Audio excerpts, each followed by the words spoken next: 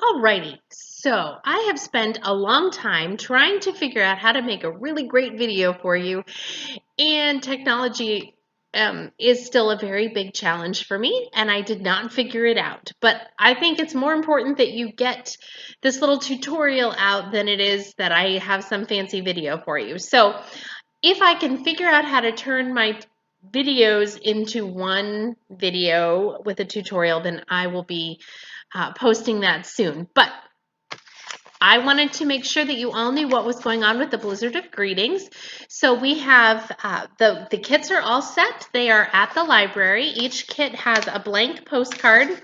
This one has some paint on it, but a blank postcard, and it has a dividing line on there like a regular postcard. It's already addressed to either a care center or an assisted living center here in Sheraton, and it's already stamped.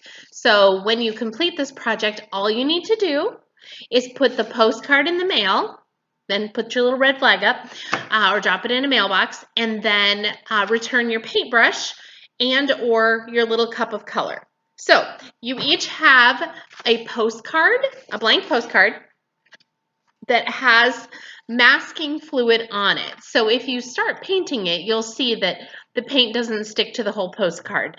I made a really neat video with how to do it with this particular postcard. And so you can see where the masking fluid was. And I actually did it in 2 layers. So there was masking fluid for the 4 little snowflakes in the corners and the dots, and then the big snowflake in the center. And what you'll do is get yourself a cup of water. Plastic is always good if you're working with kids, but a cup of water and a paper towel, and then your paintbrush. Most of you probably have one that's sort of similar to this size. You may have a bigger one, you may have a smaller one, it won't matter. To get this kind of look, what you're going to do is get your postcard all wet, and you can do it in small sections, and then touch your wet brush to your watercolors, to one of the 3 colors in your little cup, and then just touch it to the wet paper and then watch it kind of bloom out. That's exactly what watercolor does, and it's really fun to watch. The important part about a project like this is that you don't try to control it completely, because watercolor will do what watercolor wants to do. And for more details about that, you can check out Sarah Cray's tutorials on letsmakeart.com. She does an amazing job of teaching, and she will explain things like value. As you can see, we have the same color in various places here, but sometimes it's darker and sometimes it's lighter. In watercolor, to get a lighter color, a lighter value, you use more water. To make it darker, you use less water. To get the effect that I did here, some of these are just straight paint right onto the wet paper. Some of it I actually got my brush then wet with just plain water and kind of spread it around just to make kind of a night sky-ish color background. Each of you has 3 colors, but every cup is different. So there were a variety of blues and a teal, and then this color here is actually called Payne's Gray. It's kind of a blue-gray. It's really neat. So what I did is I painted the whole thing one time, and then I let it dry, and then I took the masking fluid off of these 4 corners and the little dots, and then I did another really light paint. So I painted it again with a little bit more color. So these snowflakes are not as bright white as the one in the center. Then when it was all dry, then I rubbed the masking tape off of the white snowflake in the center.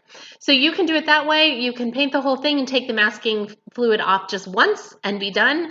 It's totally up to you. There's no one way to do it. The goal is just that we're going to have a blizzard of snowflake postcards being sent to the care centers here in Sheraton. The masking fluid on your postcards is white or clear. It's hard to see, but once you've painted, it'll be easy to see where it is. And it's not like a sticker. It's not going to peel off. You'll actually just rub it, and then it'll just kind of come off, and it looks sort of like leftover eraser things from erasing a pencil. And then let it dry, of course, and then write a message. So you can write a message to the residents, to a resident. If you know someone at the care center your postcard is addressed to, you can send it to the staff. You can send it to the staff and the residents. It's totally up to you. The goal is just to spread some joy in January, when it tends to be cold and dark and all of the Christmas fun and joy is packed up and put away. We want to make sure that we're spreading joy all of January. And again, we are doing this project in conjunction with a 4-H Clover Sprouts project. Logan Kenyon will have more information on that for those of you who are connected with her. So this is something that we can do together. They will be getting cards from kiddos in 4-H and those organizations, and then from kiddos and families here at the library. And again, if you have any questions, you can always email me, charitonlibrarykids@gmail.com. This is not for just a certain group of people or a certain program or a certain age. This is for everybody. If I need to make more than 15 kits, I will absolutely make more than 15 kits. The only catch is that things like the paintbrushes really have to be returned. So after you finish your postcard, mail your postcard, bring your paintbrush back, and then we can keep doing these fun projects like this. Next week I will post another video, and hopefully I'll figure out how to do the tutorial where you can see what I'm doing and hear me. I don't know how that works, but I'm working on it. And next week is Color Your World, and it will be partly an introduction to our theme for our summer reading program this summer, and it will involve some crayons and markers, and it'll be a lot of fun. But again, same thing, you'll get a postcard with a stamp, and the address will already be on there, and then you get to send some more joy.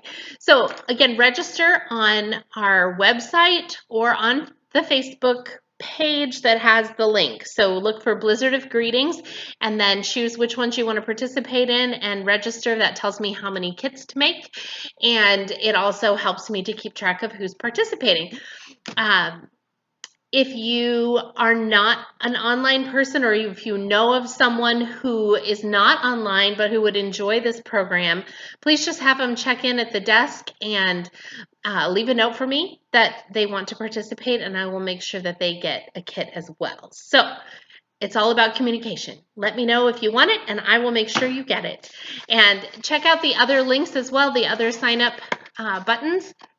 They're a lot of fun. It's very easy, and I will send you invites to the live things, and then I will keep posting tutorials and extra videos for all of the programs, and I can't wait to see your progress on our Blizzard of Greetings and to hear how much you're enjoying the program. So hope you have a lot of fun doing this, and I will work on my skills with technology, and hopefully we'll all improve all kinds of new goals in 2021.